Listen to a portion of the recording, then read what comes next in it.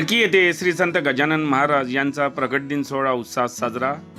प्रगट दिनाला अवघी वडकी नगरी गजाननमय, गणगण गणात बोतेचा गजर।